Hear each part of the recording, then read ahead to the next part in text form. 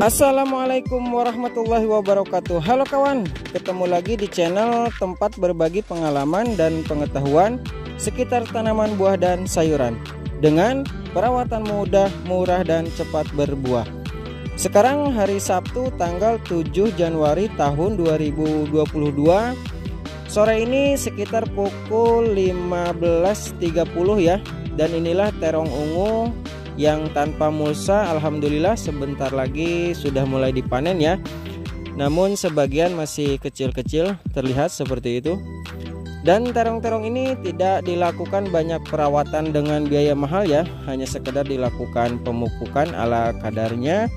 Tapi alhamdulillah terlihat bunga dan buahnya sangat lebat ya.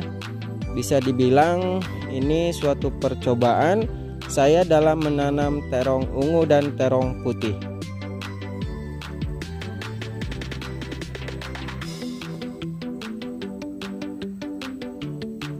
Uji coba yang saya lakukan kepada tanaman terong ini terbilang sedikit berhasil ya, karena saya menggunakan pupuk, hanya menggunakan pupuk subsidi seperti NPK Ponska dan TSP.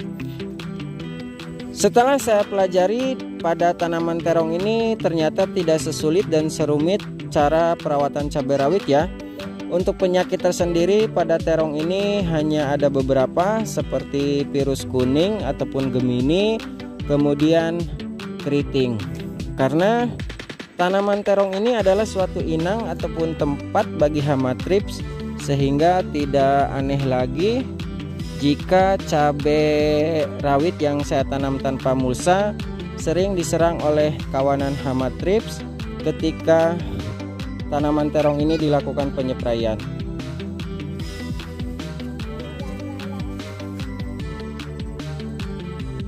Untuk penyakit tanaman terong seperti salah satunya seperti ini ya, virus kuning ataupun Gemini, seharusnya ini tuh dicabut dan dibuang, tapi ini tidak saya cabut karena menghasilkan buah ya seperti ini.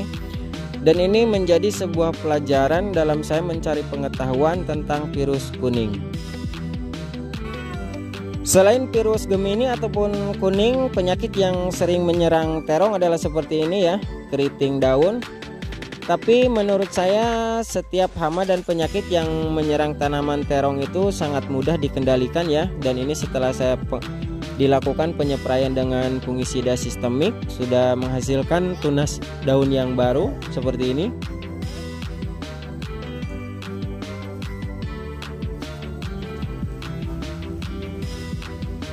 Dan terlihat ya, dari tanaman terong ini memiliki postur tangkai yang kokoh juga tinggi seperti ini. Dan ada beberapa yang saya pangkas tunas dari cabang Y, ada juga yang tidak seperti ini. Dan ini memiliki tunas 1, 2, 3, 4 di bawah cabang Y. Dan ini saya sedang melakukan uji coba ya. Ketika saya sudah mengetahui ilmunya, maka insya Allah kedepannya akan saya tanam terong ungu.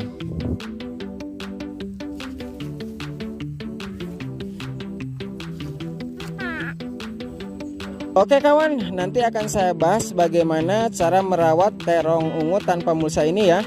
Baik, sekarang kita membahas cabai rawit tanpa mulsa.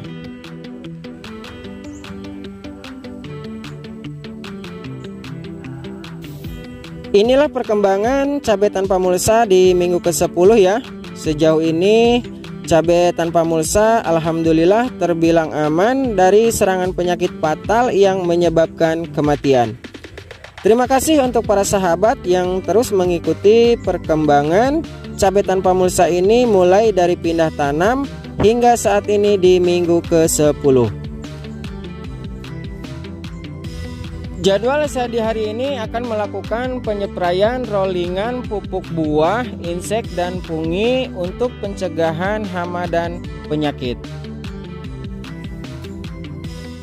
Sebelum saya bahas perawatan cabai tanpa mulsa di minggu ke-10, saksikan cuplikan berikut ini.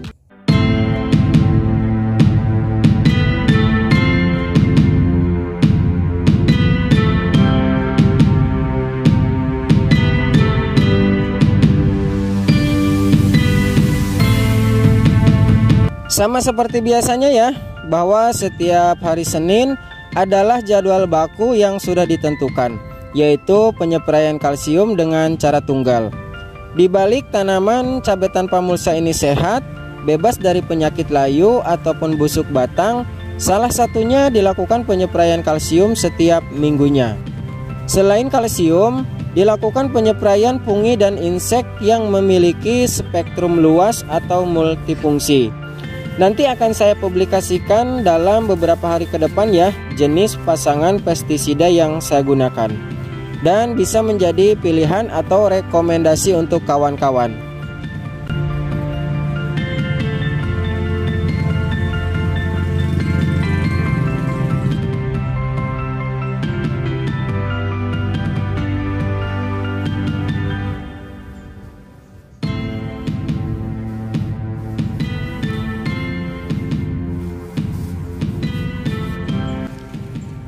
Halo kawan, sekarang hari Selasa tanggal 3 Januari tahun 2022. Jadwal saya di hari ini akan melakukan penyepraian insektisida dan pupuk mikro. Terlihat ya, sekarang tanaman ini mulai tumbuh tinggi, terlihat hijau dan rimbun.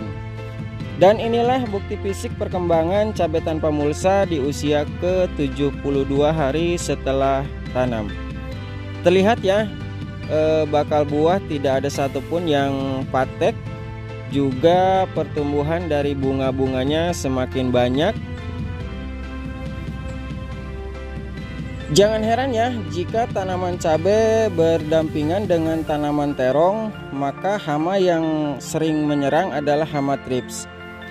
Terlihat ya, tanaman cabai ini yang sangat berdekatan dengan tanaman terong terserang hama thrips seperti ini. Tapi ini sedang dalam proses penyembuhan. Sehingga saya selalu rutin dalam melakukan penyepraian insektisida 1 minggu 2 kali atau dilakukan 3 hari sekali. Dengan dilakukan penyepraian insektisida secara di rolling atau bergantian dengan bahan aktif yang berbeda.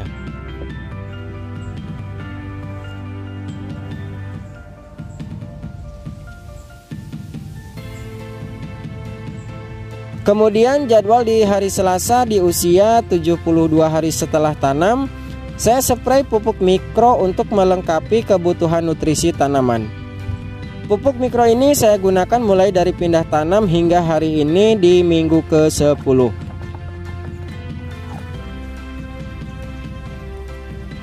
Selain pupuk mikro, saya tambahkan rollingan insektisida untuk pengendalian hama sasaran dan pencegahan. Perawatan yang saya lakukan untuk cabai tanpa mulsa ini terbilang murah dan terjangkau ya harganya. Bisa dilihat dari setiap konten cabai tanpa mulsa hanya menggunakan pupuk dan obat dengan harga terjangkau.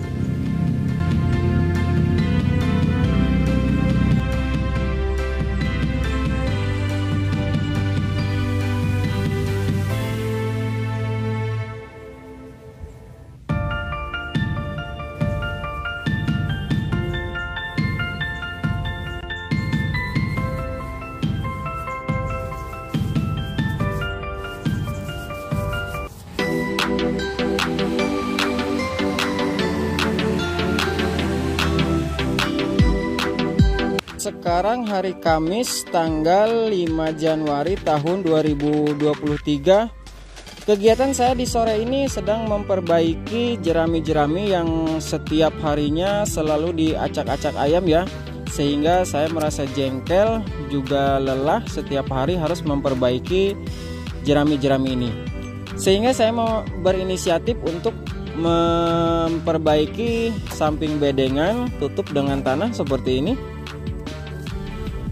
Cuaca di hari ini sangat begitu panas sekali ya, tapi panas ataupun hujan bagi petani itu adalah teman.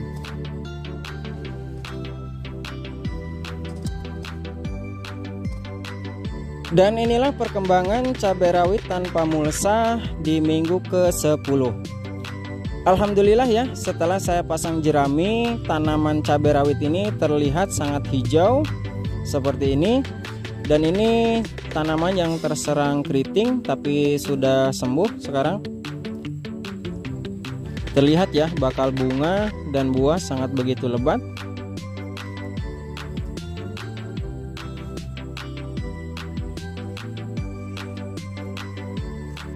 Oke kawan, sepertinya jerami-jerami ini akan saya tutup total ya dengan tanah, dikarenakan masih ada ayam di ujung sana yang mengobrak-abrik jerami ini. Dan ini tanaman yang terserang keriting ya, tapi sudah mulai proses penyembuhan seperti ini. Padahal ini saya lakukan perawatan untuk pencegahan setiap 3 hari sekali ya, atau 1 minggu 2 kali. Seperti inilah kawan hasilnya setelah jerami-jerami tersebut saya tutup semua dengan tanah ya. Dan sekarang sudah menunjukkan pukul 17.20, sudah sore ya. Saya baru mengerjakan 3 bedengan, tinggal 1,5 bedengan lagi. Baik kawan, kita ketemu di kegiatan berikutnya.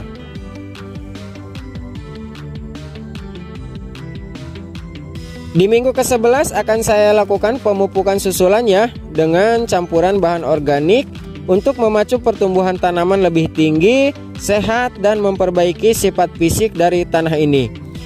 Untuk konten akan dibuat di video terpisah ya, karena ada beberapa kelemahan dari cabai tanpa mulsa, diantaranya tanaman lebih rentan terhadap serangan penyakit jamur dan bakteri terutama di musim hujan. Tanah terlalu basah dan lembab jika musim hujan, sehingga saya tutup permukaan bedengan dengan jerami. Penyebaran penyakit lebih mudah dan cepat.